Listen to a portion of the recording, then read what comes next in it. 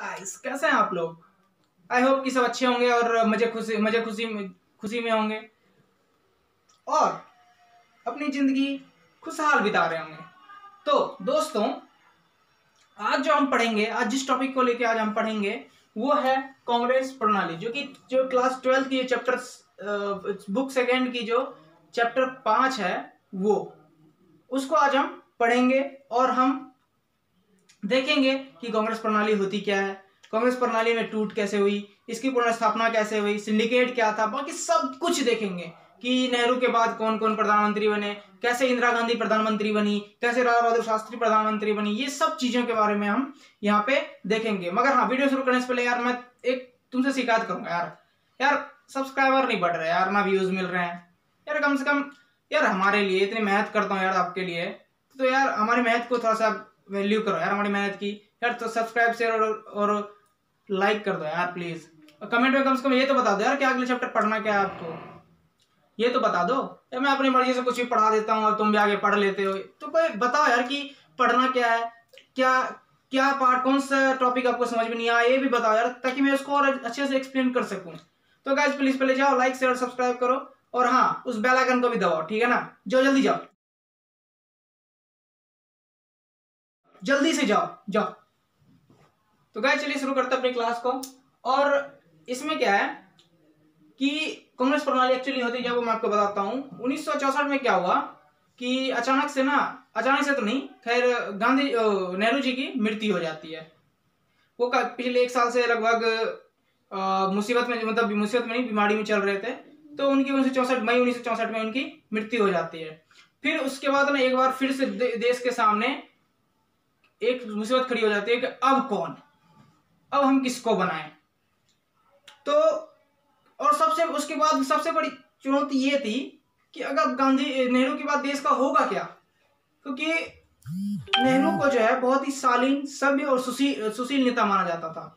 मतलब उनका जो है ऐसा था कि उनकी बात सभी मानते थे। तो ये सोच रहे थे अब नेता कि अब यार नेहरू के बाद कौन, या फिर ये भी सोच रहे थे कि अब क्या लोकतंत्र रह पाएगा या फिर सेना इसमें हस्तक्षेप कर देगी। ये इन सब मनमुटाव चल ही रहा था कि तब तक में जो है ना सिंडिकेट, क्या होता है सिंडिकेट वो मैं आगे बताऊंगा। यानी कि कांग्रेस के जो वरिष्ठ नेता थे उन्होंने किसके नाम पे मोहर लगा दी, लाल बहादुर शास्त्री, एलबीएस के नाम पे मोहर लगा दी। और एलबीएस जो है नेहरू के बाद कौन बने, नेहरू के बाद कौन बने, एलबीएस यानी कि लाल बहादुर शास्त्री। इनका कार्यकाल क्या रहा था, 1964 से 1966 तक। ये मात्र 2 साल तक रहे देश के प्रधानमंत्री, और इन 2 सालों में जो है ना इन्होंने बहुत कुछ किया देश के लिए। देश में जो है ना दो सबसे बड़ी संकट सामने आ गया था। एक तो 1965 में भारत पाक युद्ध, 1965 में भारत पाक युद्ध, और 1960 का दशक जो है ना बहुत ही एक तरह से ऐसा मान लिया जाता है कि आर्थिक संकट का काल था। मतलब देश पूरी तरह से आर्थिक विनाश की तरफ जा रहा था, मतलब खत्म हो चुकी थी आर्थिक स्थिति हमारी, हमारे पास कुछ नहीं बचा था। तो उस टाइम पे लाल बहादुर शास्त्री ने उस टाइम पे लोगों से अपील की थी, एक दिन कोई खाना मत खाओ। और सोचो उनके बात में इतना दम था, उनके बात में इतना लोगों को अट्रैक्ट किया कि पूरे देश ने उस दिन उपवास रखा था, पूरे एक दिन तक उपवास रखा था। जो एलबीएस है यानी कि लाल बहादुर शास्त्री जो है वो अपने शालीनता, सादगी और न्याय के प्रति जाने जाते हैं। मतलब ऐसे व्यक्ति जिनके ऊपर कोई किसी तरह का कोई लांछन नहीं था, कोई किसी का तरह का विवाद नहीं था। इवन कि उन्होंने एक बार रेल मंत्री के पद पे जब थे तो एक रेल दुर्घटना के कारण अपने पद से इस्तीफा भी दे चुके थे। तो इस वजह से पब्लिक में इनकी फिगर बहुत अच्छी थी, जिस वजह से इनको प्रधानमंत्री बना दिया गया। और फिर 1966 में जो है ना ताशकंद में इनकी अचानक से मृत्यु हो जाती है, क्योंकि ये ताशकंद गए थे। किस लिए गए थे, भारत पाक युद्ध के बाद ना एक शांति समझौते पे साइन करने के लिए वो भारत गए थे, तो वहां पे इनकी मृत्यु हो जाती है। चैप्टर यहाँ पे लाल बहादुर शास्त्री का क्लोज हो जाता है। अब एक बार फिर से जो है ना कांग्रेस के सामने एक नया आ जाता है कि अब कौन, फिर से प्रश्न खड़ा हो गया, क्वेश्चन मार्क, कि अब कौन। तो सबने बहुत कोशिश की, तो दो लोगों को चुना गया, मोरारजी देसाई और इंदिरा गांधी। इन दोनों को क्या नाम लिया गया, मोरारजी देसाई और इंदिरा गांधी को, देसाई और इंदिरा, इन दोनों को नाम लिया गया। पर जब वोटिंग हुई ना, तो इन दोनों का नाम लिया गया, पर ज्यादातर सहमति जो थी किसके लिए थी, इंदिरा गांधी के लिए ज्यादातर सहमति थी, देसाई के लिए नहीं थी। क्यों, उनका ये था कि सिंडिकेट, जो वरिष्ठ नेता थे कांग्रेस के, वो ये मानते थे कि ये जो इंदिरा जो है, यानी कि इंदिरा गांधी जी, जो हमारी देश की प्रधानमंत्री रही हैं, ये इनके पास ज्यादा अनुभव तो है नहीं। ये बस मुश्किल से एक बार कांग्रेस के अध्यक्ष पद पे रही थी, और लाल बहादुर शास्त्री के टाइम पे एक कुछ कार्यकाल तक वो मंत्री के पद पे रही थी, तो ज्यादा उनके पास अनुभव था नहीं। तो इन्होंने सोचा कि चलो इनको बना देते हैं, ताकि ये हमारे कंट्रोल में रहेगी। और फिर वोटिंग के थ्रू जो है ना, गुप्त मतदान के थ्रू इनको जिता दिया गया, ये जीत गई। फिर ये 1967 में जो है 1967 में जो है ये देश की प्रधानमंत्री बनती है। कब, 1967 में। किसके सपोर्ट से, सिंडिकेट के सपोर्ट से। अब मैं सिंडिकेट क्या होता है ये भी बता देता हूं आपको अभी। सिंडिकेट जैसे कि ऐसा समझो कि गांव में कभी देखा है, गांव में जो वो चौपाल लगती है, तो वहां पे कुछ बुजुर्ग लोगों का एक समूह होता है, जिनका कि उनका जो है इन्फ्लुएंस होता है एज अ ओल्ड मेंबर, यानी कि वो बड़े लोग हैं, इस वजह से उनका इन्फ्लुएंस रहता है, उन ज्यादा अनुभवी होते हैं, तो उनका एक ग्रुप, अलग ही ग्रुप होता है। तो ऐसा ही है ना, सिंडिकेट जो था कांग्रेस के पुराने और वरिष्ठ नेताओं का एक समूह था, जिसके हम सिंडिकेट कहते हैं। इसकी भूमिका अहम थी कब के, किसमें इनको प्रधानमंत्री बनाने में, और इनको प्रधानमंत्री बनाने में सिंडिकेट की भूमिका काफी अहम थी। अब जो है यहां पे क्या होता है कि अब 1967 में कुछ दिनों के लिए इनको बना दिया गया, और फिर 1967 में ही आम चुनाव हुआ। 1967 में आम चुनाव हुआ, और कांग्रेस जो है, कांग्रेस अपनी तरफ से किसको उतारा, कांग्रेस ने अपनी तरफ से किसको उतारा, तो इंदिरा गांधी को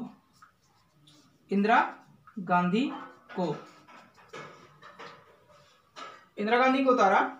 और ये पहला टाइम था, ये 1967 का चुनाव, ये पहला आम चुनाव था जब कांग्रेस बिना नेहरू के उतर रही थी, बिना नेहरू नहीं था, तो इन्होंने इंदिरा को चुनाव में उतारा, इंदिरा गांधी को उतारा। और ये पहला टाइम तो मैंने बताया कि पहला टाइम था जब कांग्रेस बिना नेहरू के उतर रही थी। अब इंदिरा गांधी के लिए ना ये बहुत ही मुश्किल बड़ा साल था, क्योंकि मैंने आपको बताया था 1960 के दशक क्या है, बहुत ही आर्थिक रूप से बहुत ही चुनौतीपूर्ण था। क्यों चुनौतीपूर्ण था, तो पहला यानी कि इंदिरा गांधी के पास क्या क्या चुनौतियां थी, तो वो थी कि आर्थिक संकट था। ये जो मैं पॉइंट बताऊंगा ना, इसको आप रिलेट करके देखना, इनको क्या है, रिलेट करके देखना, या याद अच्छे से आएगा। ये रिलेट अगर करोगे आप इन चारों पॉइंट्स को, तो ये बड़ा अच्छे से याद आएगा। 1967 की चुनौतियां क्या क्या थी, पहला आर्थिक संकट था, आर्थिक संकट, वही मैं बताऊंगा, पहले मैं पॉइंट्स लिख देता हूं फिर। दूसरा क्या था, आर्थिक संकट के साथ क्या था, विदेशी मुद्रा में कमी, विदेशी मुद्रा में कमी। तीसरा क्या था, निर्यात में कमी, निर्यात और उत्पादन में कमी, दोनों लिख सकते हैं, निर्यात और उत्पादन में कमी।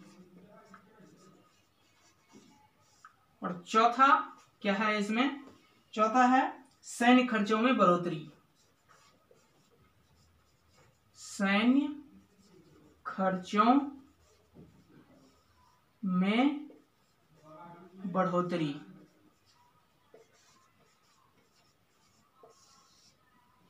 अब देखो 1967 का साल जो है एक चुनौतीपूर्ण क्यों था इसको हम ऐसे देखेंगे, रिलेट करेंगे। हमने पहले मैंने आपको पिछली यानी कि जो मैंने पिछली वीडियो बताए थे उसमें क्या बताया था कि हमने 1947 में कौन सी क्या क्या नियम लागू किया था। छोटे अपने जो देश के उद्योग थे उनको बढ़ावा दिया था और निर्यात पे रोक लगा दी थी पूरी तरह से मतलब कुछ हद तक लगभग 90% हमने रोक लगा दी थी। इससे क्या हुआ, हमारा आर्थिक संकट बढ़ने लगा। क्यों? क्योंकि हम तो विश्व से कटे हुए हैं, हमारा तो ग्लोबलाइजेशन हो नहीं रहा, तो ये आर्थिक संकट हो गया। आर्थिक संकट हुआ तो हमारे विदेशी मुद्रा में भी कमी आने लगी। आर्थिक संकट भी कैसे हुआ कि ये वैसे नहीं हुआ, खदानों में कमी होने लगी, भूखमरी फैलने लग गई, उत्पादन में कमी होने लगी, कुछ अनाज उपज ही नहीं देते। तो ये हमें जो है आयात करना पड़ता था, कहां से? अमेरिका से। और अमेरिका भी हमें क्या देता था पता है? कौन सा? जो वहां के जानवर खाते थे, वहां के गेहूं हमें मिलता था। तो पहले तो हमारा आर्थिक संकट, फिर विदेशी मुद्रा में ऐसे में हम जब अमेरिका से आयात कर रहे हैं तो उसको विदेशी मुद्रा देंगे तभी तो वो मुझे देगा, उसको हम डॉलर देंगे तभी तो वो देगा। तो विदेशी मुद्रा हम उसको डॉलर देते जा रहे थे, इससे क्या हुआ, विदेशी मुद्रा में कमी भी आ गई। अब जो है, अब जब विदेशी मुद्रा में कमी आ गई तो अब जब डॉलर मेरे पास, जब अब ऐसे मानो कि हमारे पास 100 डॉलर थे, अब मैंने 50 दे दिए, तो अब निर्यात करने के लिए या किसी चीज को खरीदने के लिए मेरे पास कितना बचा? 50 ही बचा ना, $50 ही। उससे हम जितना मर्जी उतना निर्यात कर लें। इससे क्या हुआ, निर्यात में भी कमी आई, दूसरे देश से हम निर्यात नहीं कर पाते थे। और चौथा क्या हुआ, 1965 में जब भारत पाकिस्तान का युद्ध हुआ था तो भारत जीत गया था। उसके बाद जो है सैन्य खर्चों में बहुत ज्यादा बढ़ोतरी होने लगी, मतलब सैनिकों के खर्चे बहुत ज्यादा बढ़ने लगे। तो सरकार ने क्या किया, जितने भत्ते थे ना उन सबको सैन्य खर्चों में लगा दिया, जिससे कि ये इन सबकी स्थिति और भी ज्यादा बदहाल हो गई। तो देश, उसके बाद देश में जगह जगह जो है ना धरना और हड़ताल होने लग गया। साम्यवादी और समाजवादी गुटों ने बहुत तेजी से अपना वर्चस्व फैलाने की कोशिश की, इनको एसेट यूज करना चाहा, इन मुद्दों को बहुत सारे कोशिशें हुए। ठीक है, इसी में इसके बाद ना क्या हुआ, इंदिरा गांधी ने इन सब से बचने के लिए क्या किया, कुछ नीतियां बनाई, जिसमें कि इनकी एक प्रमुख नीति थी क्या, डॉलर के मुकाबले रुपया कमजोर करना। डॉलर के मुकाबले रुपया कमजोर करना। जब इंदिरा गांधी 1967 में $1 की कीमत कितनी थी? $1 की कीमत थी 5 रुपए। अब इंदिरा गांधी ने इसको $1 की कीमत घटा के 7 रुपए कर दी। 7 रुपए करना पड़ा, कर दिया उन्होंने, अपने मन से नहीं किया, उन्होंने करना पड़ा क्योंकि ये मजबूरी थी उनकी। अब इन सब के बीच 1967 का क्या हुआ, चुनाव भी हुआ। 1967 का चुनाव भी हुआ, और इस चुनाव में जो है ना 1967 का चुनाव हुआ कब, यानी कि चौथा आम चुनाव कब हुआ, 1967 में चौथा आम चुनाव हुआ। चौथा आम चुनाव हुआ। इसका जो रिजल्ट आया ना भाई साहब पूछो मत। जो राजनीतिक पर्यवेक्षक थे उन्होंने इस राजनीतिक भूकंप की संज्ञा दे दी। इसका चुनाव का जो रिजल्ट था, जो रिजल्ट आया, इसको राजनीतिक भूकंप की संज्ञा दे दी गई। राजनीतिक भूकंप की संज्ञा क्यों दे दी गई तो वो भी अभी बताता हूं आपको।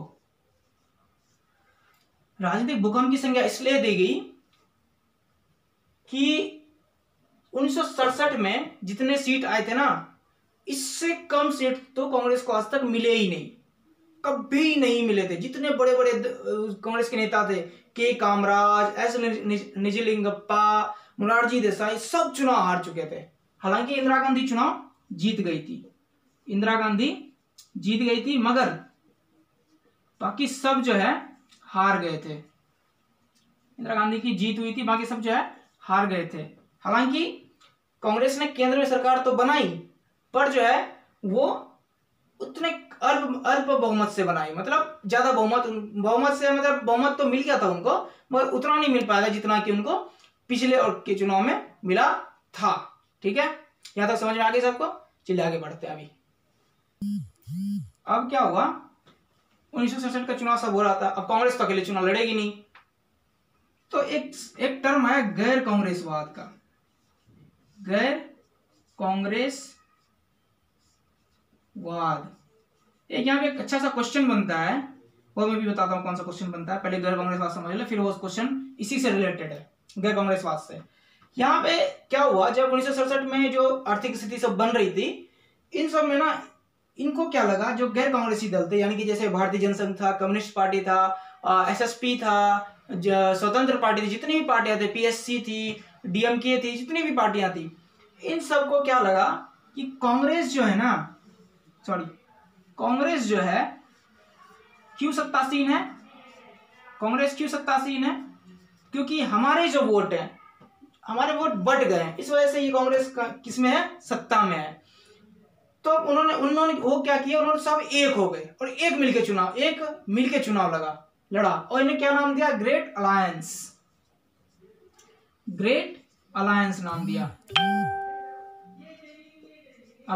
नाम दिया। हालांकि फिर भी उनको ज्यादा वोट नहीं मिल पाया था, मगर 1967 में जो है ना कांग्रेस 9 राज्यों में चुनाव हार गई थी, 9 राज्यों में चुनाव हार गई थी। अब यहाँ पे क्वेश्चन बनता है कि कांग्रेस को सबसे पहले कहां पे कब हारी थी, कांग्रेस सबसे पहले कब हारी थी। अगर हम राज्यों में देखें तो कांग्रेस सबसे पहले 1967 में कहां हारी थी, केरल में से कम्युनिस्ट सरकार ने हराया था, केरल में। कब, 1967 में। और अगर केंद्र की बात करें, केंद्र में कब हारी थी, तो 1977 में, जब इमरजेंसी के बाद, जबकि जब हमारे जो वो थे ग्रेट अलायंस के लोग थे, नेता थे, वो देश के प्रधानमंत्री, मोरारजी देसाई देश के प्रधानमंत्री बने थे। तो स्टेट में कब हारे थे, 1967 में, केरल में पहली बार। यहाँ 1967 में वो 9 राज्यों में चुनाव हार चुकी थी। हालांकि दो राज्यों में उसने गठबंधन की सरकार बनाई, मगर 7 राज्यों में कभी नहीं बन पाई उसकी सरकार। मतलब कभी क्या, मतलब बन पाई, मगर कुछ समय के बाद। ऐसा उस वक्त एक जुमला चला था कि अगर आप दिल्ली से हावड़ा के लिए चलोगे ना, तो बीच में एक भी ऐसा स्टेट नहीं आएगा जहां पे कि केंद्र की सरकार, कांग्रेस की सरकार हो। इससे 9 राज्यों में कौन कौन से राज्य थे, पहला केरल, दूसरा यूपी, तीसरा बिहार,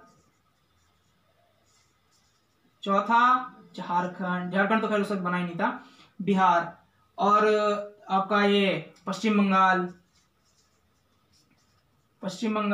मध्य प्रदेश, एमपी, ऐसे करके 9 राज्य थे जिससे कि ये सरकार नहीं बना पाई थी। हालांकि बाद में 2 में बना चुकी थी, लेकिन बाकी के राज्य में नहीं बना पाई। अब इन सब से क्या हुआ कि अब कांग्रेस को लगा कि नहीं यार, अब हमें जो है ना, इंदिरा गांधी को सोचने लगी कि अब मैं तो चुनाव जीत गई हूं, अब इनका थोड़ा सा मनोबल बढ़ा कि यार जब बड़े बड़े धुरंधर हार सकते हैं और मैं जीत सकती हूँ, यानी कि जनता मुझे चाहती है। अब इन सब के बीच में जो है ना क्या हुआ, 1970 में इंदिरा गांधी ने क्या सोचा, 1970 में इंदिरा गांधी ने क्या सोचा कि अब जो है ना मुझे क्या करना चाहिए कि संसद भंग कर देते हैं, क्यों, क्योंकि इनके ऊपर बहुत ज्यादा प्रेशर हो गया था, क्योंकि इन्होंने जो सरकार बनाई थी किसके साथ बनाई थी, जो लोकल पार्टीज थी उन सबसे मिलके बनाई थी। तो इन्होंने क्या किया, 1970 में कांग्रेस लोकसभा भंग कर दी, और फिर 1971 में जो है हमारा 5वां आम चुनाव हुआ। रुक दे। 1970 में इंदिरा गांधी ने क्या किया कि संसद भंग कर दिया। अब इंदिरा गांधी के इस टाइम पे ना, इंदिरा गांधी को सिर्फ बाहर विपक्ष की चुनौती नहीं थी, इनके पार्टी के अंदर भी चुनौती थी। मतलब ऐसा कहा जा सकता है 1970 से ही जो है ना कांग्रेस का विभाजन शुरू हो गया था। इनका जो विभाजन कैसे शुरू हुआ, इंदिरा बनाम सिंडिकेट से। इंदिरा बनाम सिंडिकेट ये क्या था, 1970 में जो है ना, 1970 में जब कांग्रेस को संसद भंग कर दिया गया, इंदिरा ने कहा कि फिर से चुनाव करा। ये मनमुटाव, अब इनका मन में, मतलब आपस में इनका मनमुटाव हो गया था। इंदिरा गांधी को लगा कि मैं तो अब जीत गई हूं, तो मतलब देश मुझे चाहता है। और तो इन्होंने क्या किया, अब जो है सोचा कि अभी इसको जो है सिंडिकेट को पूरी तरह से लगभग खत्म ही कर दो, ऐसा है। 1971 में चुनाव हुए, 1971 में चुनाव हुए। यहाँ पे कांग्रेस ना 1971 में दो भाग में बट गई थी। कांग्रेस जो है यहाँ पे 1971 में दो भागों में बट गई थी। कौन कौन सी? कांग्रेस ओ और कांग्रेस आर। इसको बेसिकली पुरानी कांग्रेस और न्यू कांग्रेस के नाम से जाना जाता है। कांग्रेस 1971 में जो है ना दो लोकसभा चुनाव में दो पार्टी बन गई थी।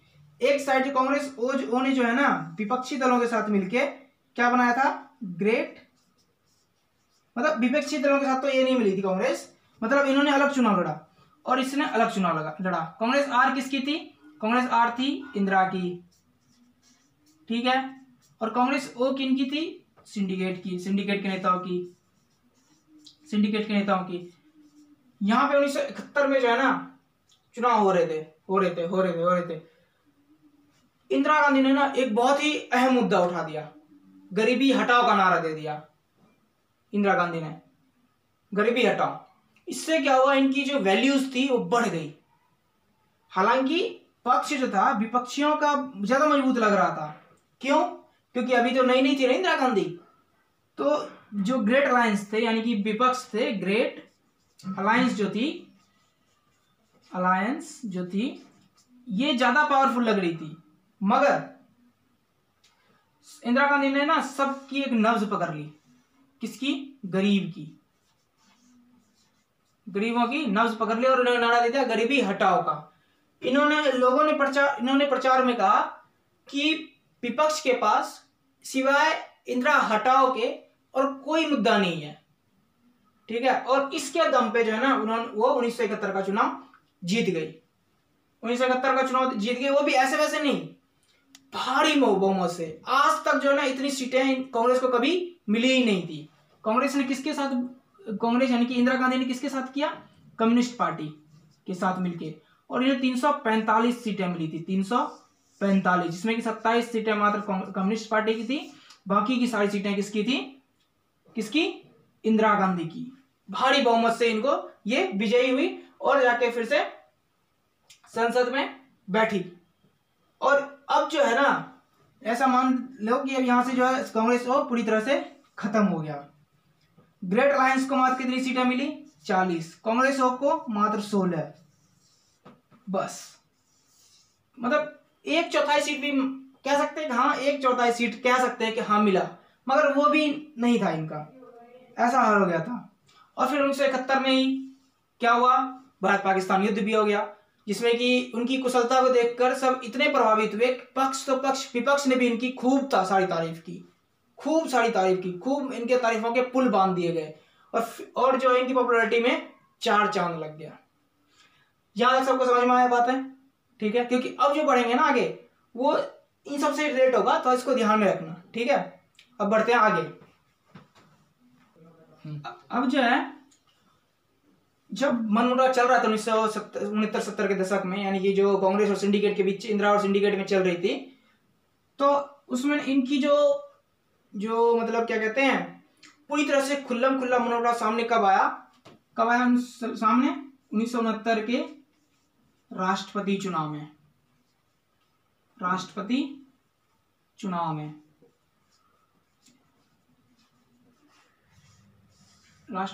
हाँ, एक बात मैं थोड़ा आपको बताना भूल गया, इन मनमुटाव के कारण क्या थे पता है? कारण क्या थे? इंदिरा गांधी ने बहुत से ऐसे कदम उठाए थे जो कि सिंडिकेट को नहीं पसंद थे, जैसे प्रीवी पर्स की समाप्ति, बैंकों का राष्ट्रीयकरण, जैसे बहुत से काम इन्होंने किए थे जो कि कांग्रेस सिंडिकेट को पसंद नहीं था, जिस वजह से इन्हें मनमुटाव पैदा हुआ। और ये मनमुटाव खुल के सामने कब आया? 1969 के राष्ट्रपति चुनाव में। कैसे आया? तो 1969 में जो है ना अचानक से जो है ना उस वक्त के जो राष्ट्रपति थे जाकिर हुसैन, उनकी मृत्यु हो जाती है। और कांग्रेस उसने अभी कांग्रेस और कांग्रेस आर बटानी है, वो मैंने आपको पहले बता, इस टॉपिक के बाद वो बताना था मुझे, वो मैंने आपको पहले ही बता दिया। यहाँ पे अभी कांग्रेस बटी नहीं है, सिर्फ एक पर्टिकुलर कांग्रेस ही है। इनके जो अध्यक्ष थे के कामराज ने किसको नॉमिनेट किया? एन संजीव रेड्डी को, एन संजीव रेड्डी को नॉमिनेट किया एज अ राष्ट्रपति, मतलब चुनाव लड़ेंगे वो, एन संजीव रेड्डी को, यानी कि निंजलीगप्पा संजीव रेड्डी। यार नाम भी ऐसा है ना यार, मैं बोल भी नहीं पाता, निंजलीगप्पा संजीव रेड्डी को। और इनके और इंदिरा गांधी के बीच ना पूरी एंटी थी, यानी कि ये दोनों एक दूसरे के बहुत ही एंटी थे, इनके कभी आपस में बनती नहीं थी, ठीक है। और कांग्रेस ने ना इनको खड़ा क्यों किया, बिना गांधी से, इंदिरा गांधी से पूछे। अब भाई देश की प्रधानमंत्री है, आप ऐसा सोचो, अभी अगर राष्ट्रपति रामनाथ कोविंद खुदा ना खास्ते टचवुड कि उनकी अगर डेथ हो जाती है, फिर वो अपने पद से इस्तीफा दे देते हैं, और अमित शाह जी या तो नहीं, मतलब जेपी नड्डा जी चाहें कि मैं किसको बनाऊं मैं नीतीश कुमार को मैं राष्ट्रपति के लिए खड़ा करता हूं, मगर प्रधानमंत्री नहीं चाहेंगे, नहीं चाहते, उनसे बिना पूछे उन्होंने क्या किया, प्रधानमंत्री से बिना पूछे ही क्या किया, उन्होंने खड़ा कर दिया किसको, नीतीश कुमार को। अब भाई प्रधानमंत्री हैं तो उनकी कुछ तो इज्जत होगी ना यार, होगी कि नहीं होगी, चाहे वो पार्टी उनकी कितनी बड़ी हो, लेकिन है तो प्रधानमंत्री कुछ तो इज्जत होनी चाहिए ना। तो के कामराज ने क्या किया, इनसे बिना पूछे एन संजीव रेड्डी को खड़ा कर दिया। तो बस इंदिरा गांधी भी तैस में आ गई। इन्होंने क्या कहा, ये पहुंची किनके पास पहुंच गई, ये बीवी गिरी के पास, बीवी गिरी के पास, जो कि उस वक्त के उपराष्ट्रपति थे। तो इन्होंने उनसे कहा, बीवी गिरी से, किनसे, बीवी गिरी, उनसे कहा कि आप जो है राष्ट्रपति के लिए नॉमिनेशन भर दो। तब भाई बीवी गिरी सीधे साधे आदमी थे, कहते कि क्या मैडम, सबको पता है कांग्रेस जीतेगी, कांग्रेस के जो उम्मीदवार हैं संजीव रेड्डी वो जीतेंगे, अब क्यों मैं, एक तो मेरे पास उपराष्ट्रपति का पद है यार, रहने दो, क्यों उसको खा रहे हो, मैं हार जाऊंगा तो मैं कहीं का नहीं बचूंगा। फिर भी इंदिरा गांधी ने कहा नहीं, कोई मैं जिताऊंगी, मैं ये भरोसा देती हूँ आपको। तो उन्होंने उसको खड़ा कर दिया।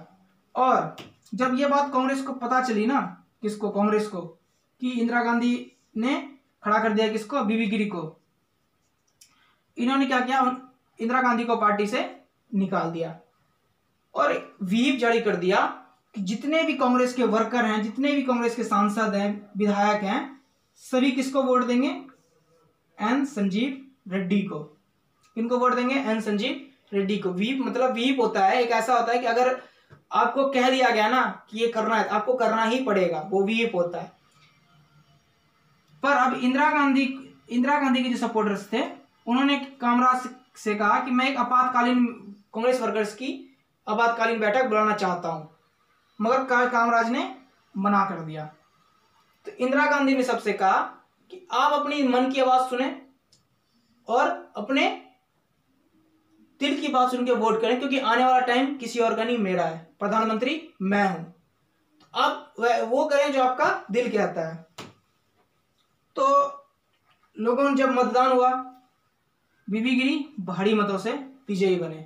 और इसके बाद जो है ना, फुल्ली जो है कांग्रेस जो है दो भागों में बट गई थी। 1971 के चुनाव में मैंने बताया आपको पहले कि दो होके लड़ी थी, कांग्रेस और कांग्रेस आर। और उसके बाद से जो है ना, कांग्रेस ओ जो है 1971 के चुनाव के बाद पूरी तरह से खत्म हो गया। और कांग्रेस जो अभी की कांग्रेस देख रहे हो ना, वो कांग्रेस आर एक्चुअली है नहीं, वो कांग्रेस आई है, जो कि वो मैं बताऊंगा, अगर जब इमरजेंसी पढ़ाऊंगा ना तब मैं आपको बताऊंगा कांग्रेस आई कैसे बनी। तो ये कांग्रेस ओ जो है, वो कांग्रेस ये पूरी तरह से 1971 के बाद खत्म हो गई और फिर कांग्रेस की पुनर्स्थापना हुई, यानी कि न्यू कांग्रेस बनी।